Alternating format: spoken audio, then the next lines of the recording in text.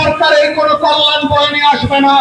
ইতিহাস সাক্ষী, বাংলাদেশের গণমাধ্যম সত্য কথা না বলবার পরেও 24-এ এখানে গণ অভ্যুত্থান হয়েছে। 24-এর সচেতন সাংবাদিকরা হাউসের পলিসি ব্রেক করে সত্য বলবার দায় নিয়েছিল বলেই সেই দিন সত্য সাংবাদিকতার কারণে সারা বাংলাদেশ জানতে পেরেছে আওয়ামী ফ্যাসিবাদ কত দুর্বল হয়ে গিয়েছিল। তাই আজকের এই দিনে বিএনপি সরকারকে স্মরণ করিয়ে দিতে চাই, যেই ভুলের কারণে আওয়ামী লীগ তলানিতে পৌঁছেছিল, যেই ভুলের কারণে গণমাধ্যমের ফ্যাসিবাদের কারণে আওয়ামী লীগের চোখে সরকারের চোখে ছানি পড়েছিল, সেই একই ছানি আজকে আপনাদের চোখে ফেলানো হচ্ছে। আপনাদের দালাল অযোগ্য কর্মহীন সাংবাদিকদেরকে গৌরব এবং তাদের পেশাদারিত্ব নাই, তাদেরকে যেভাবে হাউসে হাউসে পুনর্বাসন করছেন, এটা দিয়ে এই শিল্প চলবে না, এটা দিয়ে এই গণমাধ্যম বাঁচবে না, এটা দিয়ে বাংলাদেশের আজাদীর পক্ষের লড়াই চলবে না। তাই আজকে আমরা সাংবাদিক সমিতি থেকে শুরু করে গণমাধ্যমের মালিকদেরকে স্মরণ করিয়ে দিতে চাই, দালালিপনা প্রচুর করেছেন, আওয়ামীর দোসরিপনা প্রচুর করেছেন। 2 তারিখ 3 তারিখে গিয়ে শেখ হাসিনার সামনে গিয়ে চেষ্টায় করে বন্ধনে করে আসছেন, লাভ হয় নাই, হাসিনাকে বাঁচাইতে পারে নাই। প্রথমত যে হাসিনা, সেই হাসিনাও পালাইছে, শেষ যে হাসিনা, সেই হাসিনাও পালাইছে। সারা জীবন ভালোবাসার আপনার কোলাপের হাসিনা, তারাও পালাইছে, আপনাদের পালানো ঠেকাইতে পারেন নাই। অতএব আমাদের বক্তব্য খুব পরিষ্কার, দালালি বন্ধ করেন, দোসরিপনা বন্ধ করেন। আমরা সকল গণমাধ্যমকে, মালিক পক্ষকে, সাংবাদিকদের নেতারা যারা আছেন বিভিন্ন গুরুত্বপূর্ণ পদে, নিউজের দায়িত্বে, প্রোডাকশনের দায়িত্বে যারা আছেন, পেশাদারিত্বের সাথে কাজ করেন, তাহলেই হচ্ছে শিল্প বাঁচবে, গণমাধ্যম বাঁচবে, সাংবাদিকরা সম্মান নিয়ে সাংবাদিকতা করতে পারবে।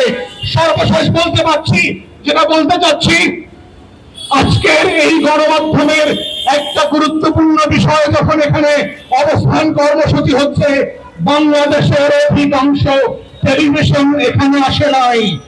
আমরা কিন্তু আপনাদের ব্যাপারে খবর রাখতেছি, কারা কারা আপনারা জনগণের পক্ষে দাঁড়াচ্ছেন, কারা কারা দাঁড়াচ্ছেন না, কারা কারা বিএনপির দালালি করতে গিয়ে সত্য খবরগুলো প্রকাশ করছেন না। টকশোতে বিরোধী দলীয় নেতাদেরকে ডাকা বন্ধ করে দিয়েছেন।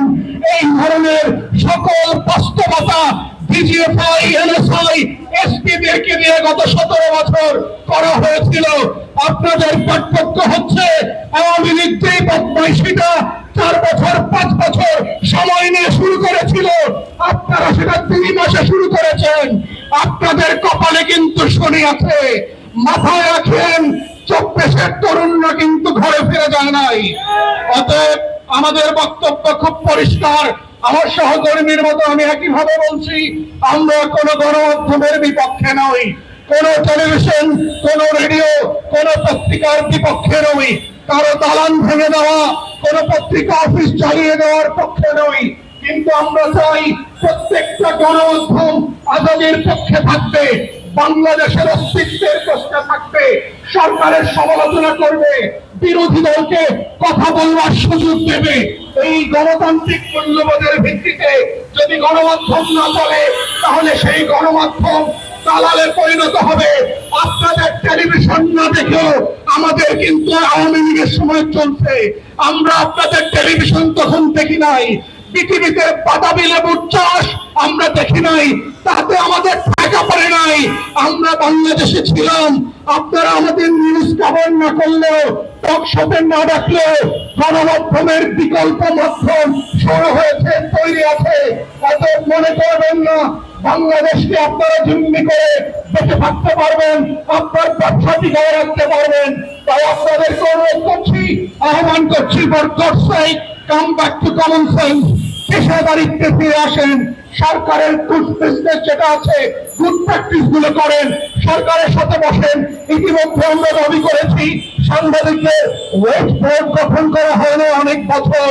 সাংবাদিকদেরকে যে বেতন ভাতা দেওয়া হচ্ছে, এটা ন্যূনতম জীবন মানের সাথে যায় না। মিনিমাম লিভিং ওয়েজ সম্মানের সাথে পরিবার নিয়ে বেঁচে থাকার মতো না। অথচ শিল্প মালিকরা যারা আছেন, গণমাধ্যমের মালিকরা আছেন, কোটি কোটি টাকা পয়সা এখান থেকে উপার্জন করছেন, কিন্তু সাংবাদিক যারা কূটকৌশলী আছেন, এখানে বিভিন্ন সেকশনে কাজ করেন, তাদের বেতন ভাতার কোনো উন্নতি হচ্ছে না। আহ্বান করছি, ওয়েজ বোর্ড গঠন করতে হবে সরকারকে অবিলম্বে, এবং আমার সাংবাদিক কলা কৌশলী যারা আছেন, বিল্ডিং এর দারোয়ান থেকে শুরু করে পিয়ন থেকে শুরু করে সকলকে সম্মানজনক মর্যাদাজনক স্যালারির বন্দোবস্ত করতে হবে। এবং সর্বশেষ বলছি, যেই 4 জন সাংবাদিক ভাইয়ের জন্য আমরা আজকে দাঁড়িয়েছি, তাদেরকে অবিলম্বে চাকুরিতে সম্মানের সাথে ফেরত দিতে হবে। তাদের জন্য কর্তৃপক্ষকে জাতির কাছে ক্ষমা চাইতে হবে, ব্যাখ্যা দিতে হবে কেন এই আওয়ামী পানা আপনারা করলেন। যেই সাংবাদিকরা আজকে এই হাউসে আওয়ামী পানার সাথে জড়িত, আপনাদের 14 গোষ্ঠীর খবর কিন্তু আমরা জানি। মনে রাখেন না, আমরা হাওয়ায় বাস করছি। গত 17 বছর আপনাদের দালালির ইতিহাসও আমরা জানি। অতএব সাধু সন্তান, পেশাদারিত্বে ফিরে আসেন, একটা হাউসকে প্রফেশনালি চালান, ডিগ্রিতে চালান, সম্মান মর্যাদার সাথে চালান, এবং এই সাংবাদিক ভাইদেরকে ক্ষমা চেয়ে অবিলম্বে চাকুরিতে ফেরত দেন। এটাই হচ্ছে আজকের এই প্ল্যাটফর্ম থেকে আমাদের গণদাবি। এই গণদাবি রেখে আমার বক্তব্য এখানে শেষ করছি।